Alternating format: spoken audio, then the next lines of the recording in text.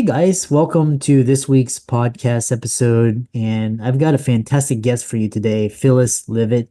And she is the author of American Therapy, which you can see in the background. We're going to talk all about our mental health crisis today. I just got done talking with another guest about mental health, psychotherapy, something we all need.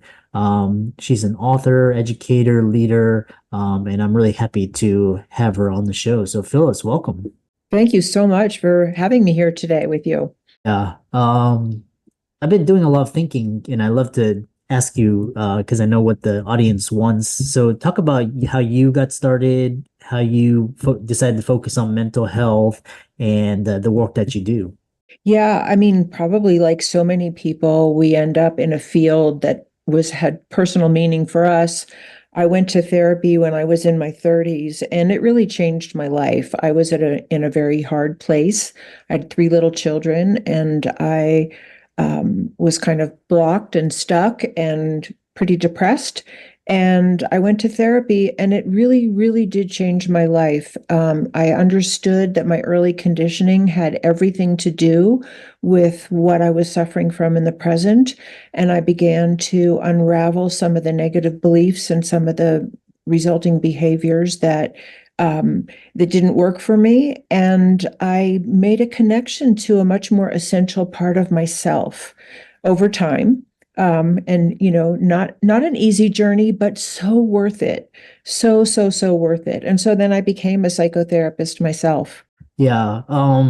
So talk about, your work that you do with clients, how you help them, what distinguishes you, the what makes you stand out.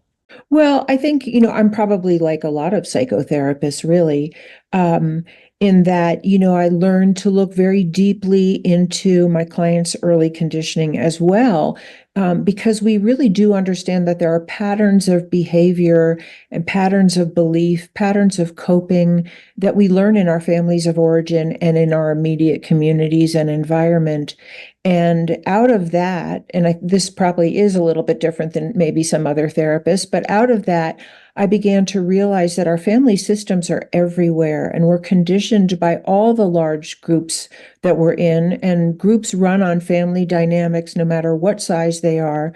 So we have conditioning from our neighborhoods, from our gender, from our economic class, from our religion, from our states, from our government. And there are so many influences on a person's life. And, by uncovering, which is what we do with individual people, what are the strengths and gifts that you have? And what are the places where you were hurt that have created either difficult feelings or dysfunctional coping mechanisms? And I took that lens and looked at our country through that and really looking at what are the dynamics of our country, and are they the dynamics of a healthy family? And in what ways are they not? Just like unhealthy dynamics in a family cause pain and suffering if there's abuse or neglect or violence. And we have a lot of that in our country. And how is it affecting us as the family of America?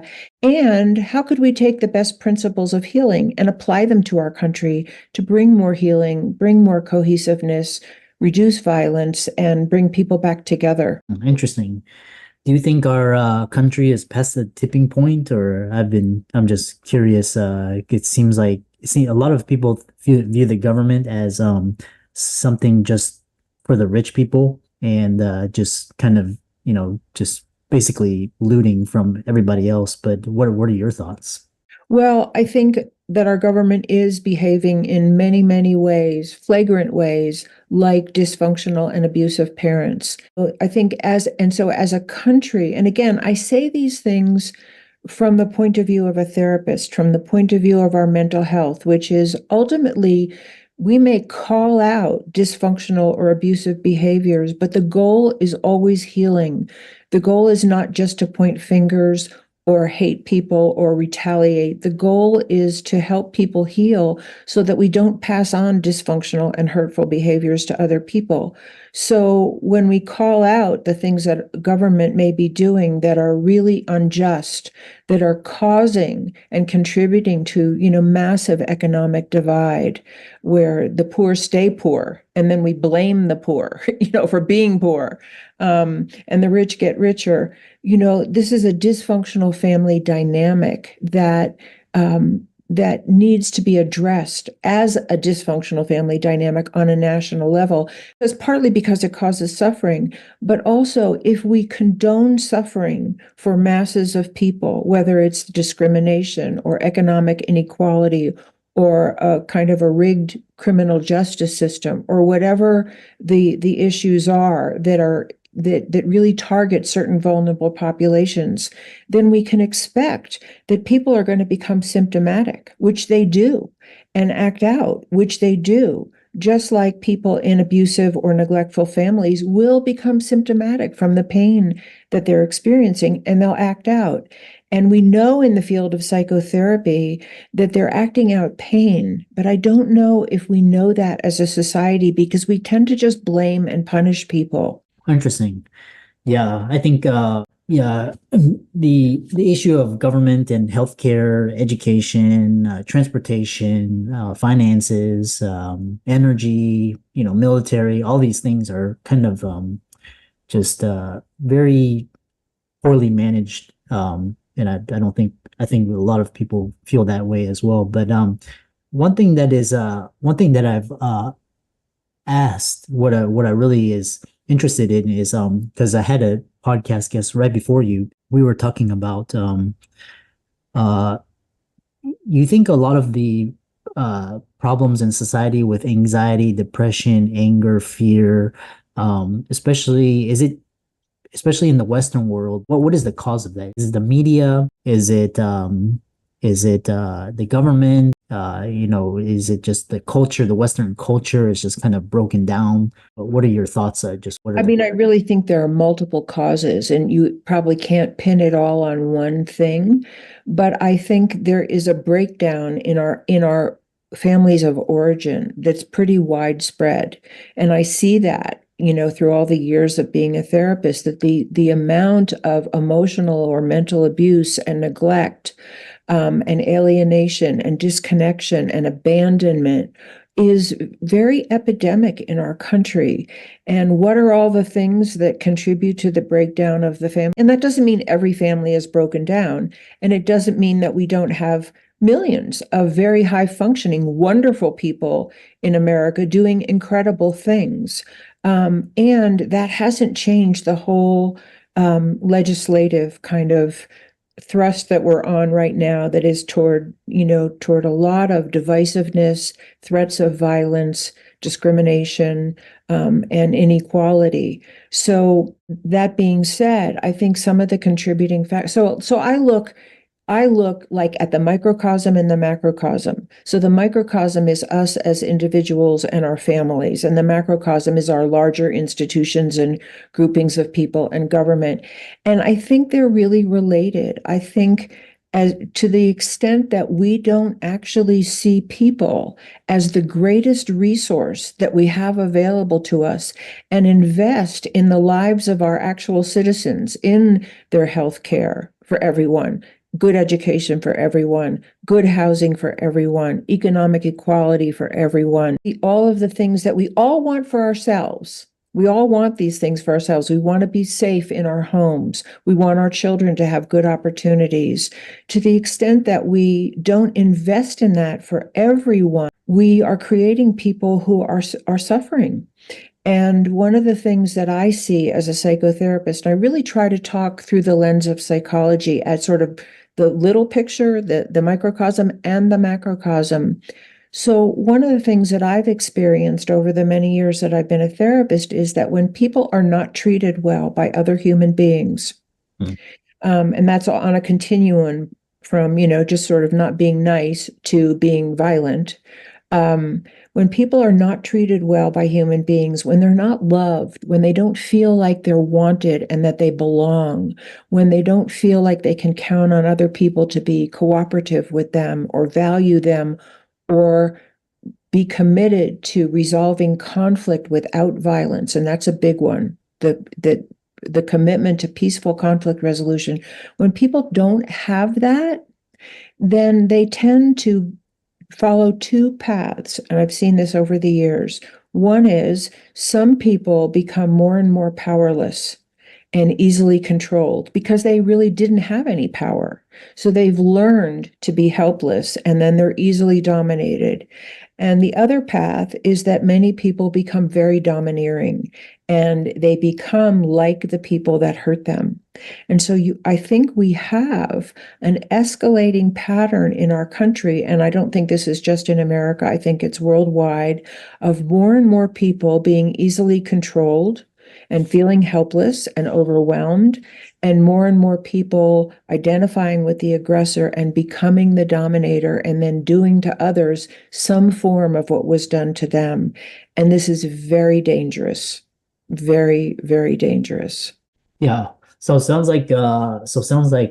again, I'm not advocating for Trump or Biden. I think we somebody new, but there's so basically that's what January 6th, and that's why we have like, mass shootings. And so why do one thing is really curious is we have so many problems in here in our country, and we're sitting here spending trillions of dollars, or almost close to a trillion on war, which doesn't really, I mean, I don't understand, like, why are we killing civilians and invading countries, and when we have our own problems? I mean, what are your thoughts on that? I think that's the outgrowth of what I'm talking about, is you have more and more people in positions of power over more and more people that they've rendered powerless. And as human beings, without intervention, without actually healing our own wounds, because inside the perpetrator is a victim somewhere. So without healing our own wounds, people become addicts, on some level. And one of the addictions is the addiction to power. And I think we're at this real turning point in human history. And you said tipping point, and I think it could be a tipping point, and I'm hoping to be one voice to help us tip in a different direction. And I know there's millions of voices out there, I'm not alone, that we have the capability, when we want to dominate, when people are really addicted to power and to their own power and their own control, and maybe sometimes, and we see this in the news, believing that they're the only one who knows, whatever that is, then what you have is an investment in bigger and better ways to dominate, which now is weapons of mass destruction. And so, like what you're saying, I totally am an advocate that we take those resources and we reallocate them toward our families, toward the American public, toward the things that people actually need to be healthy and safe and thrive in their own lives, because that's how we create a healthy citizenship. However, that means confronting the addiction to power and those who hold it. And exactly the way the best therapy would confront, with the desire to heal, not the desire to hate, an abusive parent or an abusive spouse, or someone who was lording their power over others in their family in a way that was hurting them and ultimately dangerous. Yeah. The other question that came up during your wonderful response was, do you think a lot of because we have a lot of our basic needs, like before we had to hunt for food, right? But now you're more likely to be obese than starving, right? And then we've got clothing, we've got water, shelter. So you think a lot of these problems that we see are just because we have a lot of and so people are looking for the next kind of thing, but it's like tainted by corporations and the media and advertising and all of this. What are your thoughts? Can you just clarify that question a little bit? Yeah, so I'm thinking, like, because we have a lot of our basic needs met.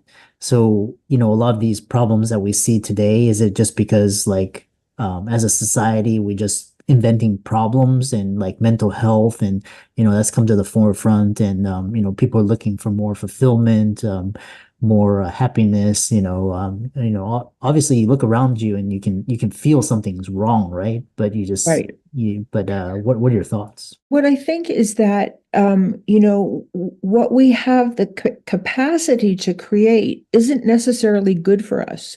Just like we have the capacity to create weapons of mass destruction, we have the capacity to, manufacture all kinds of foods, for instance, that are not good for people. And that's on a lot of levels. A lot of the food that you see in the grocery stores is really not good for people, and it creates obesity, or it creates food addictions to sugar, to fat, to salt, to all the things that we kind of know about a healthy diet. And we have all kinds of things like that in our culture that we're sort of being fed through the big industries of, addiction to games and addiction to violent TV and so there's all kind and addiction to social media and the conflicts that it actually inflates.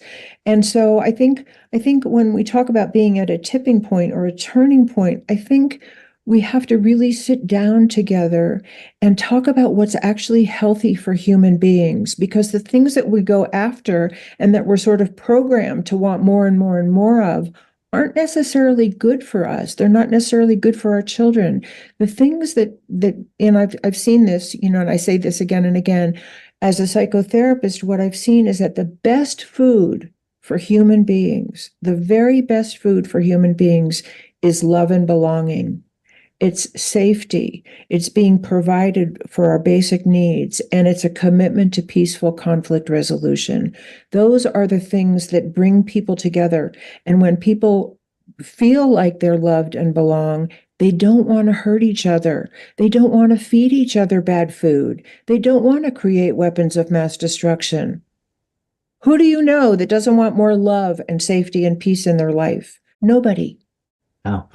Yeah, we have fundamental, every human being has, six needs, and then people have need it in different combinations, and they form their beliefs and values around that. Kind of pulling it back in, can you share some specific examples, case studies from your practice that illustrated how understanding and treating psychological dysfunctions at the family level can lead to broader societal healing? And also, looking forward, if the United States were to embrace the principles that you advocate, what changes we see in the Right. national discourse? Well, so I really talk about family therapy because that's the model and the lens that I look at our country through. So we know now in the world of family therapy, and psychology is an evolving science. So there's more and more that we can learn about human behavior. But so far, I think one of the things that we really understand is that we are conditioned by our families. And we are also unique human beings. So not every person is influenced in the same way. But I did a lot of work with children early on in my practice, and almost every child that was brought to therapy was suffering actually from the conflict between their parents and family strife. There was actually really nothing wrong with the children themselves, but they were the symptom bearers for the conflict going on in the home.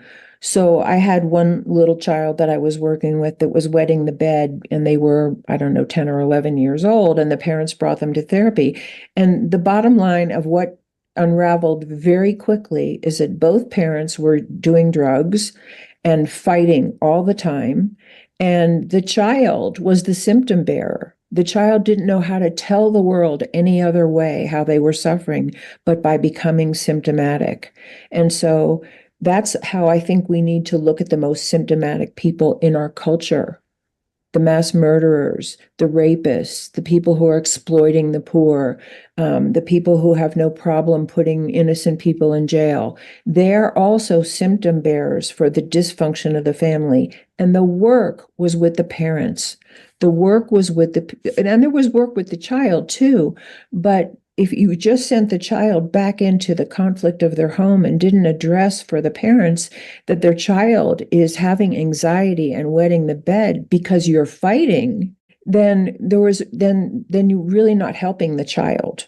You might give them a safe place to talk, but the ultimate help comes from the people who they depend on. And that's the same lens that we look I look at our country through, that there are many, many people who are symptomatic because of what's going on in their homes and because of what's going on in the larger institutions around them that are conflictual, that are discriminatory, and, et cetera, and they're symptomatic. Mm, So I think we have to look that way and start to understand ourselves better rather than through a lens of blame. So mm, on a national level, so what I would do would be work with the parents, and I would really, let them know what the symptoms were that their child had and what they revealed about the family system. And I would do the same thing with the country, but some uh, very specific things that I would recommend highly are, for instance, that we have trained facilitators in Congress who actually mediate the conversation, that hold people to account for the way they talk, that they don't allow people to just walk out or not appear or just filibuster, but that they actually facilitate deep listening to conflictual point of views, because that's what we do in the best therapy, that help people hear each other and perhaps understand that maybe their point of view isn't the only point of view, or that maybe they were even wrong and there's something that they need to make amends for, the goal being not to blame or shame anyone, but the goal being that we learn to listen deeply and actually commit to working it out, whatever it is, whether it's in Congress or in our own families. And that we want this, that we want the role model of our leaders to be something that we would want our children to do. If a child, just started calling names to their teacher, they'd be kicked out of the class, right? Behaviors from those in positions of great power and influence that we would never want anyone to manifest toward us or our children to behave that way. So that's one thing. But really, the idea is that we ask as a populace that the people that govern us, that we've elected to govern us, actually are committed to peacefully working out their differences for our benefit. Just like the little child I was talking about needed the parents to work out their conflict and deal with their addictions so that the child could live a healthy, safe, peaceful life and not become symptomatic. So that's one thing. I would definitely, as I said, I would reallocate many of our resources away from war and toward peace. I'm a believer that our investment in weapons of mass destruction could be the end of the human race. And I don't want that. And I don't think anyone who really thinks about where we're going wants that for their children or their grandchildren. Um, but I think we are so invested in right and wrong and who's good and who's evil, and that we have a right to war rather than that we have a right to peace. We have a right to live healthy, peaceful, sustainable lives. yeah, I love that. And, we could go on and on. A lot of people are saying, US government, you can't do anything. A lot of them are leaving, just kind of better quality of locations, better benefits. Yeah, but how can people contact you and follow you? Check out your book, because I love your discourse. It's gonna take millions to actually evoke change because it's just, but Right. how can people find you and work with you, etc.? Yeah, thank you for asking. The best place to find me is on my website, which is www.phyllisleavitt.com. You can buy my book, American Therapy, from all the major booksellers, and you can find it on my website. I have lots of talks on YouTube and uploaded onto my website. I have blogs, I have articles on Substack, I'm on LinkedIn and Facebook, all the social Wow. media. And you can contact me through my website. I'm happy to talk with anyone, share with anyone. If you do contact me, you will receive a free PDF, which is, it's called The Six Secrets of Repairing Relationship After Conflict. And it's really how to apply some of the things that I'm talking about in your own personal life, that I've learned, through being a person in relationship and through being a therapist. Yeah, excellent. No, and I know your time is very valuable, so thanks so much for coming on. Well, thank you so much for having me. It's been a pleasure. Thank